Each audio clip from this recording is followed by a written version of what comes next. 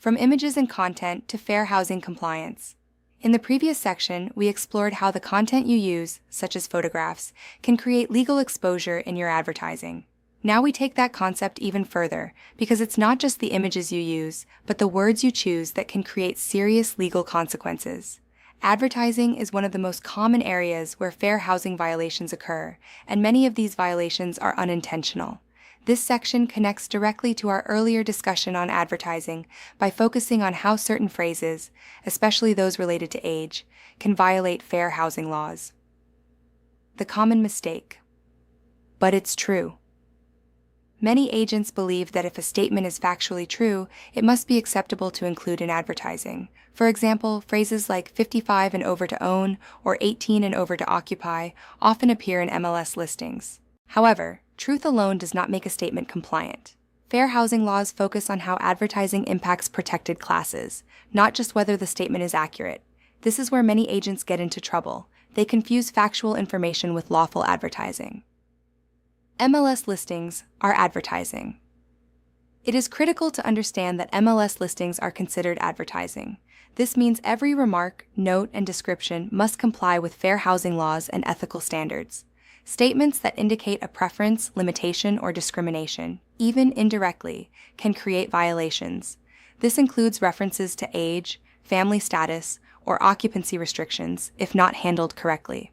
In other words, what you type into the MLS is not just information, it is legally regulated communication. Understanding age restrictions and the law. There is a narrow exception in fair housing laws that allows certain communities to restrict occupancy based on age. These are commonly known as housing for older persons. However, this exception is very specific and often misunderstood. A community must meet strict requirements, such as maintaining a qualifying percentage of occupants over a certain age and consistently presenting itself as housing for older persons. Even when a community qualifies, the restriction typically applies to occupancy, not ownership. This means you cannot prevent someone from purchasing a property based on age, even if occupancy rules may apply later. Why 18 and over and similar phrases? Our risky phrases like 18 and over to occupy create confusion and can undermine the legal status of a community. They suggest a general age restriction rather than a properly defined senior housing exemption. Additionally, these phrases may indicate a limitation on familial status, which is a protected class under fair housing laws. Even if the community has some flexibility in occupancy, it must consistently present itself as housing for older persons, not simply as housing with age limits. Real-world risk for agents. Imagine an agent lists a property and includes the phrase adults only or no children. The agent believes they are simply describing the community. However, this language clearly indicates a preference and could result in a fair housing complaint. Even worse, if the community does not actually qualify for an exemption, both the agent and the property owner could be exposed to liability.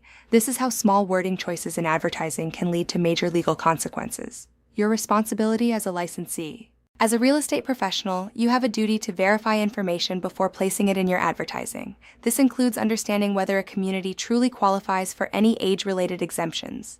You cannot rely solely on what a seller, HOA, or community representative tells you. You must exercise reasonable care to avoid publishing misleading or discriminatory statements. Additionally, you must never prevent a buyer from viewing or purchasing a property based on age. You can inform them of occupancy rules, but the decision must remain theirs. Best practices for 2026. Compliance. Avoid using age-restrictive language in your advertising unless you fully understand and can verify the legal basis for it. When in doubt, describe the property, not the people who should or should not live there. Instead of writing statements that could be interpreted as discriminatory, focus on neutral, factual descriptions of the property and community features. When dealing with age-restricted communities, rely on proper documentation and consult your broker when necessary. Bringing it all together. This section reinforces a central theme from the beginning of this course. Small mistakes in advertising can create significant legal risk. First, we learned how to properly identify ourselves. Then, we learned how to properly use content like photographs. Now, we understand that even a few words can create a fair housing violation. Real estate professionals must approach every advertisement with care, awareness, and responsibility. The agents who succeed long-term are the ones who understand that compliance is not just about avoiding problems. It is about protecting clients and building trust. Online discussion. Question: why can a true statement about age restrictions still violate fair housing laws? Answer: because fair housing laws regulate how advertising impacts protected classes, and even true statements can suggest discrimination or limitation if not properly presented.